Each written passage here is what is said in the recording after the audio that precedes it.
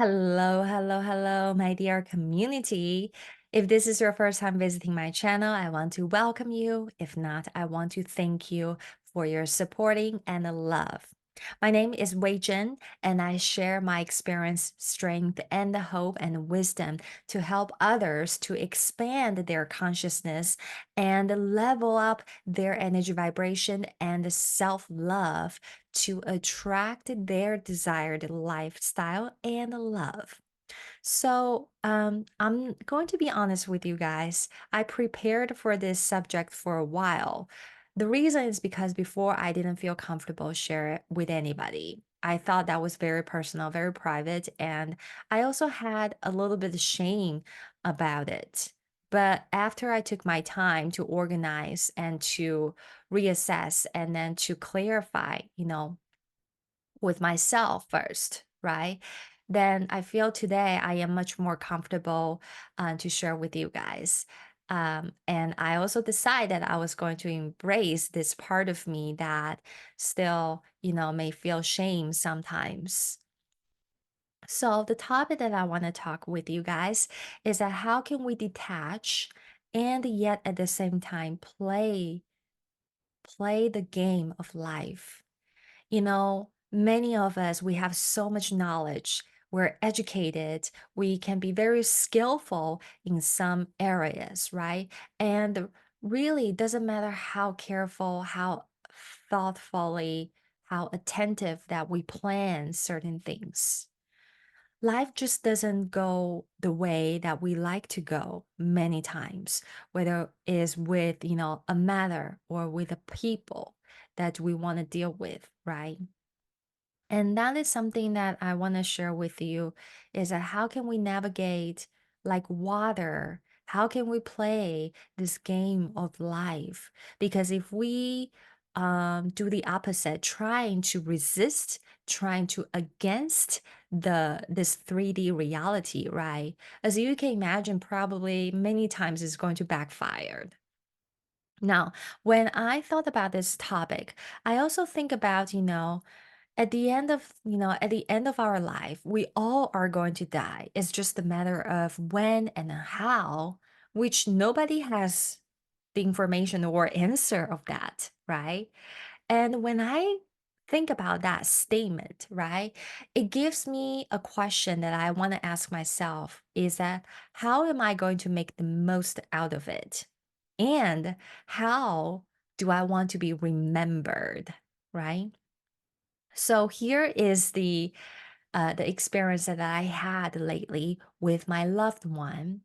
For some of you may know that I have had a little marriage rough patch with my loved one, and you know, it was about a week ago. He was just doing his own thing, and I had this opportunity to receive a curveball from him, and I don't think he did that, consciously. He probably, did it unconsciously, you know.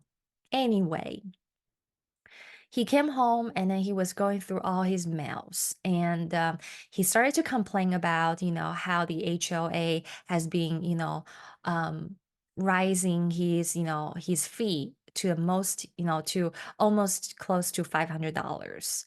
And, this current condo he owns, he bought it. So none of us, we pay, any rent. And I started to feel a little bit uncomfortable, but what else can I say? So I just say, I'm sorry that, you feel this way. Is there anything I can do? I can help. And then he said, yeah, maybe you can start to pay for rent.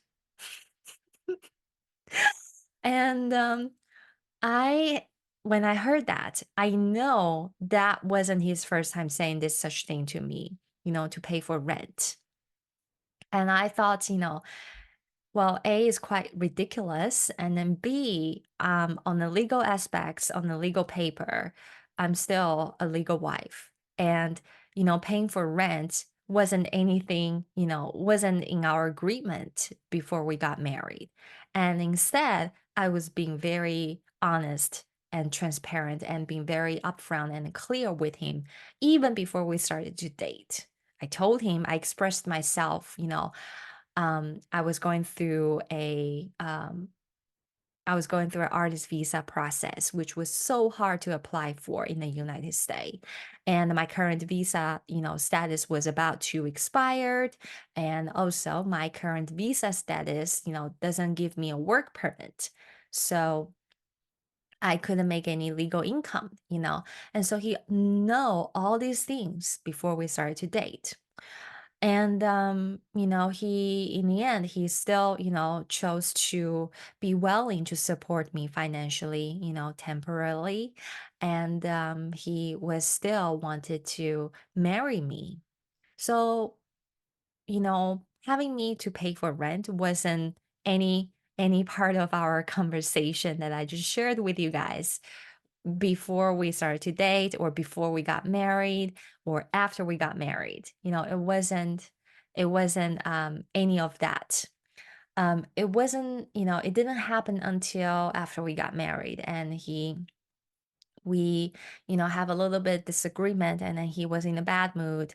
Then he would, bring this up to me. So to me, I felt very fragile and very vulnerable and also very overwhelming and also very intimidated, hearing that from him that I have to pay for rent. And of course, he says that with tongue in cheeks, he wasn't serious. But, there's also a part of me that I can feel that he was a little bit serious about it.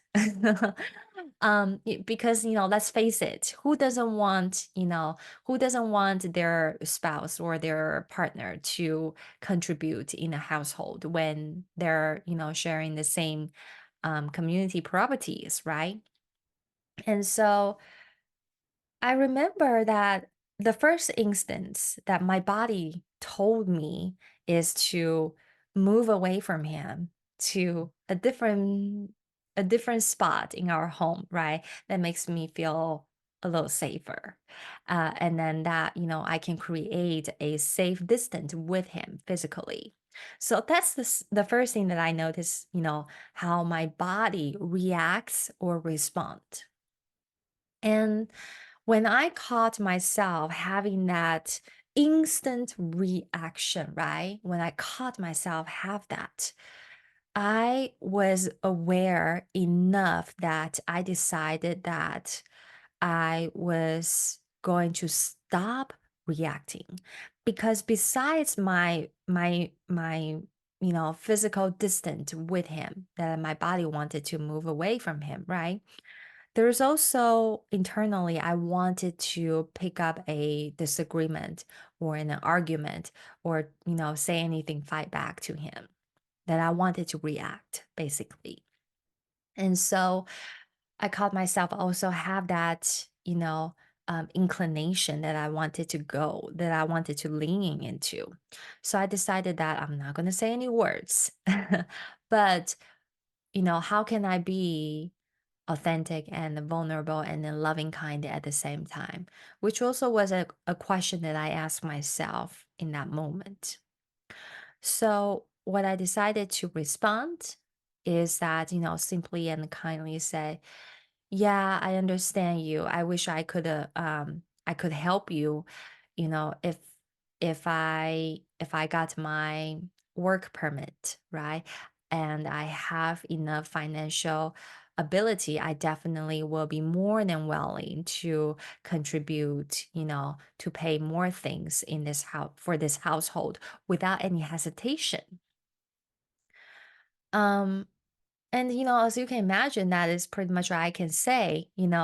I cannot lie, and I couldn't lie, about I couldn't say, yeah, I'm gonna do that, and then, later on I bust myself. That's definitely not a good way that I wanna put myself into that position. But I just know myself that when I say that in a very vulnerable, authentic, and an honest way, right?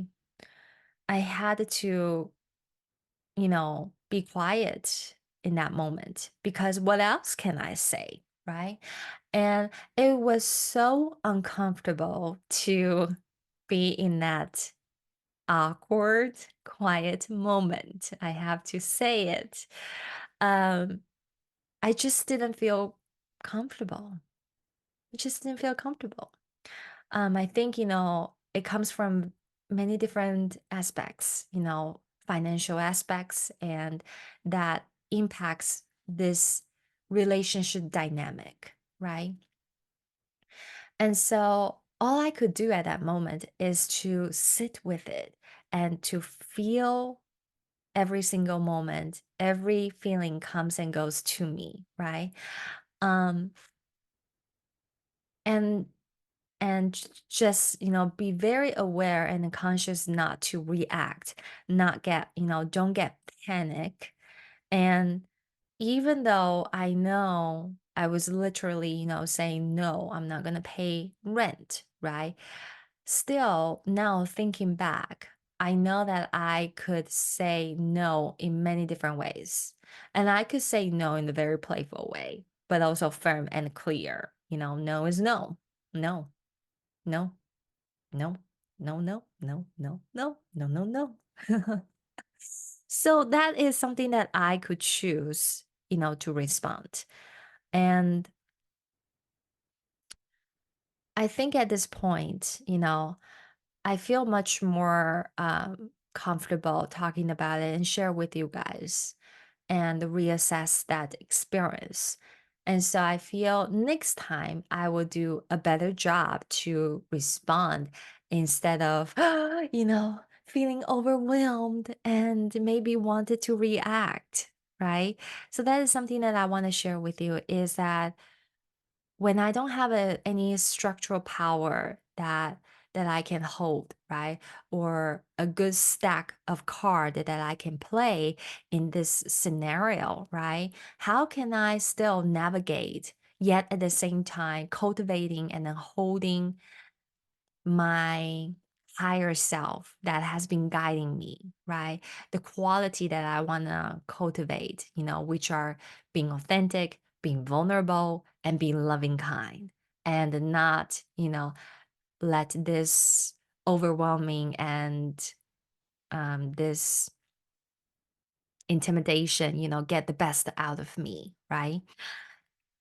Now talking about it, I think, sometimes this is just like when the water wants to go to a certain direction, continue to let the water flow. The water wants to move to a certain direction, but there's just an obstacles. There's a rocks. There are sands. There are leaves. There are objects on the way, right? How does water continue move forward? So this is the rock, that's the water, and the water wants to move towards to down direction. But there's a rock on the way. So as you can imagine, the water is still moving and is still moving smoothly over this rock and then continue to, wherever the direction that the water is going to. So my point is that when I was in that vulnerable position, right? When another person holds more power than I do, how can I still navigate? And one thing that I discovered, from this experience is to stay calm and still holding the quality that you have been always wanted to cultivate for yourself and still stay connected with your higher self. So with that being said, don't do like, I don't recommend anybody to do anything that is completely opposite, against what this, 3D external reality is showing us, right? Imagine if the water, is doing anything that is against the rock, you know, I don't feel that the water will be able to move forward smoothly, right? It's just the moment. And I think the best way that I can say is to embrace that moment, embrace my shame, embrace my imperfection, embrace that there's just some certain things that I don't have right now. I don't have that much cash. But at the same time, I still can choose to feel loving, kind. I still can choose to feel myself that I am worthy. I still can choose to feel abundant in many different aspects, right? I don't think that abundant is only about money or wealth is only about money. I think being able to be at service is also a way to generate abundance. And that is something that I want to share with you guys today. I hope you find today's sharing is insightful to you. And if you like my content, feel free to like my video and also leave a comment. I would love to hear your feedback. And don't forget to subscribe my channel. Until then, I will see you in my next video.